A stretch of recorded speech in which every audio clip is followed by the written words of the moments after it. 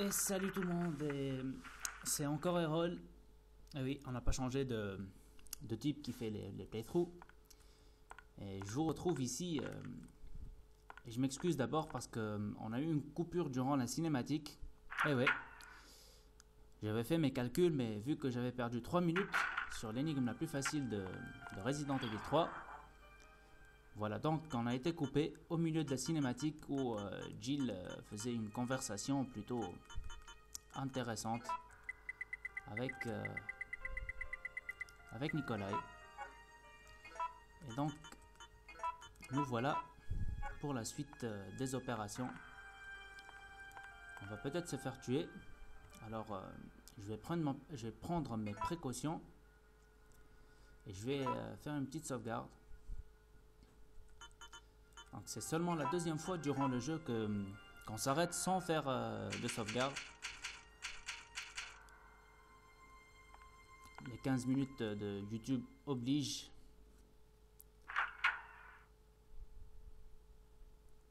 Et donc, pour vous dire un peu ce que vous avez raté, c'est une petite conversation entre Jill et Nikolai, durant laquelle Nikolai révèle qu'il est l'un des derniers superviseurs de Umbrella encore en vie, que Umbrella, après avoir envoyé ses soldats sur le terrain pour sauver des civils, a réalisé que la situation était irrécupérable et s'est dit qu'elle allait tester la capacité de survie de ses troupes armées face à la puissance de son virus. Et là, comme vous le voyez, encore un super mutant fabriqué par le virus T.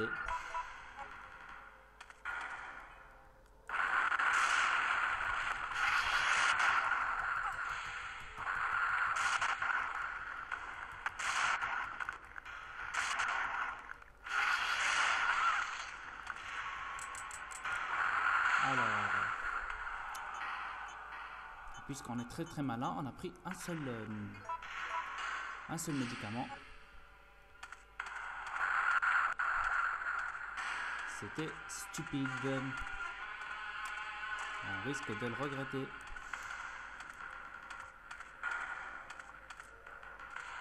Alors,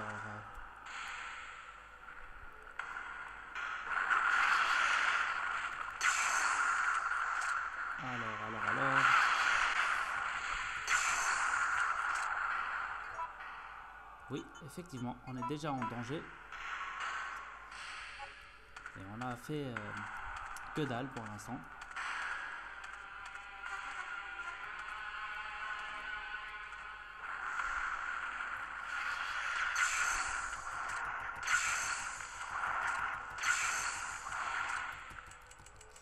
Merde, c'est pas le moment.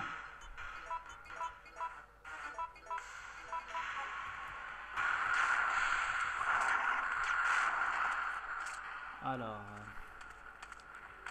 c'était pas vraiment le moment idéal pour se faire embrocher gratuitement.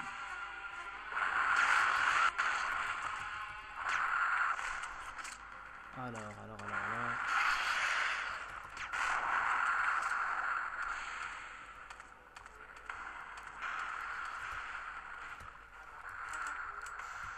En plus, on est à court de à peu près tout là. On est à court de médicaments et à court de balles.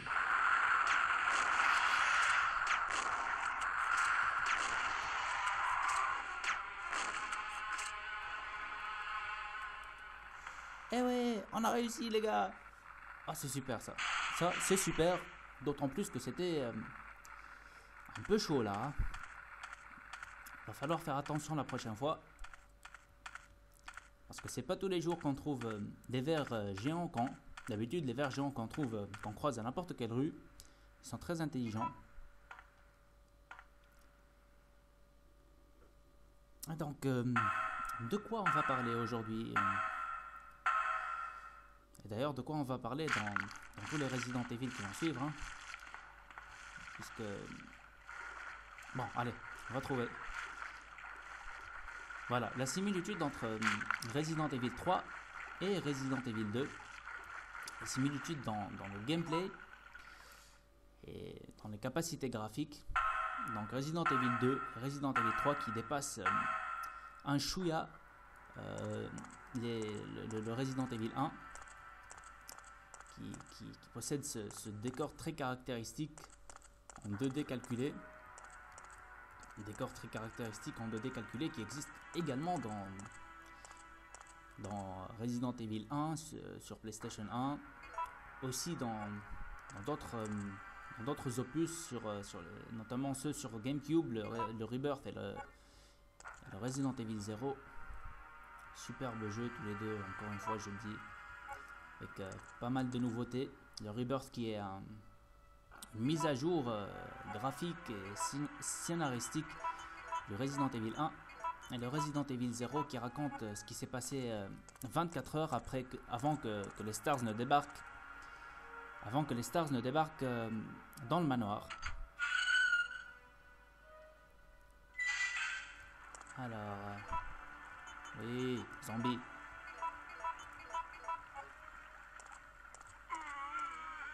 Oh merde. Voilà, un petit casse-croûte pour un petit zombie. Faut pas être radin avec les zombies. Hein. Enfoiré de ta race. Alors, je suis raciste en ce qui concerne les zombies. Oui, c'est une... Oh putain de merde. Alors là, on vient de se faire massacrer. Mais alors, comme pas possible. On va tâcher de quitter le parc tout de suite. Alors qu'on frôle les 7 minutes chrono. Donc ce Resident Evil 3 qui à l'époque avait suscité une sorte d'étonnement de la part des médias. En Resident Evil 3 qu'on aurait pu ajouter au Resident Evil 2 en tant que troisième personnage qui aurait été Jill, puisque c'est la même période, la même ville, dans les mêmes 24 heures. Ouais, on utilise la clé du parc. Super. On n'en a plus besoin, alors ça dégage.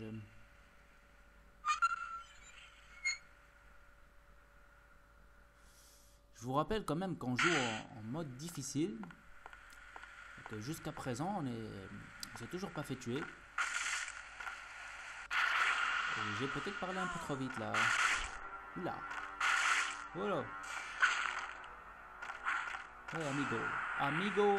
Calmos, amigo. De l'espagnol, oui. Oui, c'était pas du français, c'était de l'espagnol. Calmate. Alors, le pousser dans le vide. Ça, j'aime. Ouais. Si t'as le vertige, t'es dans la merde. Alors. Encore cette saloperie de musique stressante. Alors, j'ai poussé mon micro très près des baffles de mon PC afin que vous puissiez profiter de la bande sonore. Bande sonore de Resident Evil qui est l'un des atouts majeurs, je trouve, de ce chef-d'œuvre de Capcom, de ces chefs-d'œuvre de Capcom. Carlos. Tiens, t'es là toi, Jill, monsieur le listen très courageux. very carefully. They're planning on launching a missile directly into the city as soon as day breaks. The explosion will be powerful enough to destroy everything. Are you sure about that? I mean, Positive. I heard it straight from a supervisor. they'll go this far to cover their tracks. Come on. Come on, we have to hurry. There isn't much time left. Listen. Donc, encore une fois, on doit gérer les humeurs dépressives de notre ami Carlos. Carlos Oliveira, sud-américain bien sûr.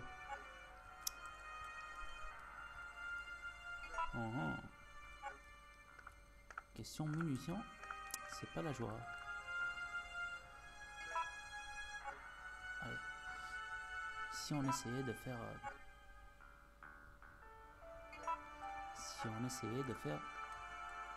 des munitions pour Magnum. Alors on combine ça, on prend du rouge, the red one. Allez, on recombine avec du rouge, et là à mon avis il y a de fortes chances que ce soit des balles de Magnum, et si c'est le cas je serai super content. Non, non, non, non, touche de merde. Je veux le machin qui fait le machin. Alors. Non. Oh là là. Associé. Putain de merde. C'est comment qu'on fait pour avoir des balles de Magnum? Bon. On va tester d'autres trucs.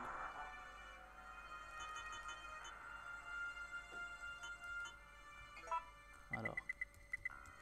Non, c'est pas ça. Toi, tu dégages. Et toi, tu viens là.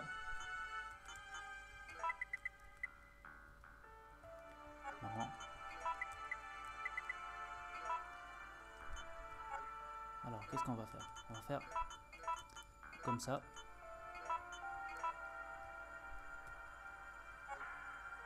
Attendez, on va faire comme ça aussi.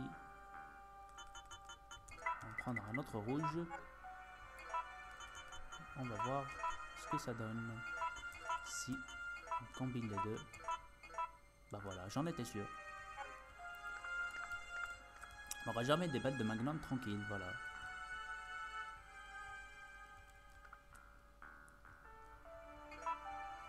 Alors, vu l'état où on est là, je vais faire tout ce que je peux. Clé du complexe. Clé du complexe. On n'a plus de place, c'est génial.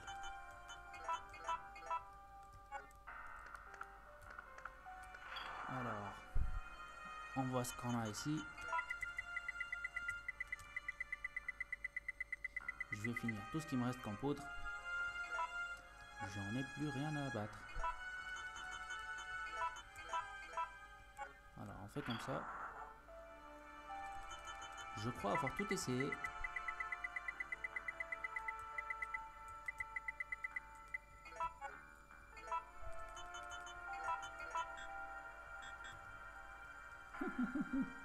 Ça marche pas. Oh, tu m'étonnes. Allez. Vous savez quoi? On n'en a plus rien à foutre du Magnum. On va balancer. Et on va prendre tout ce qu'on a comme munitions qui pourraient servir.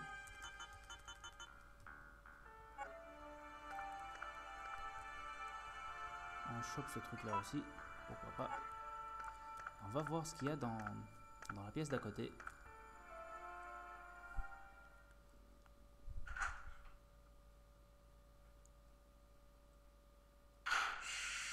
Un moment de pure réflexion ici. Alors, on fait ça comme ça.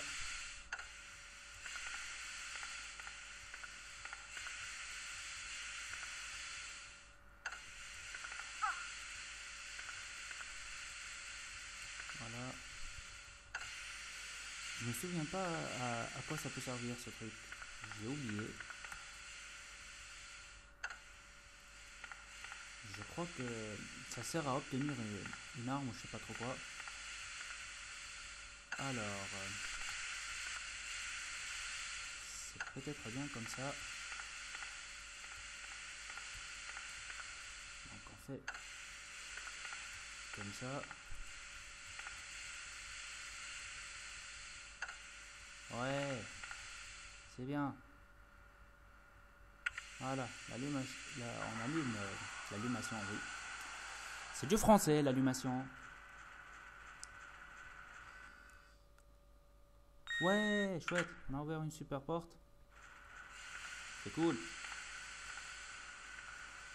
Donc, vous savez quoi, je vais mettre sur pause. Et on se retrouve tout de suite pour le prochain épisode.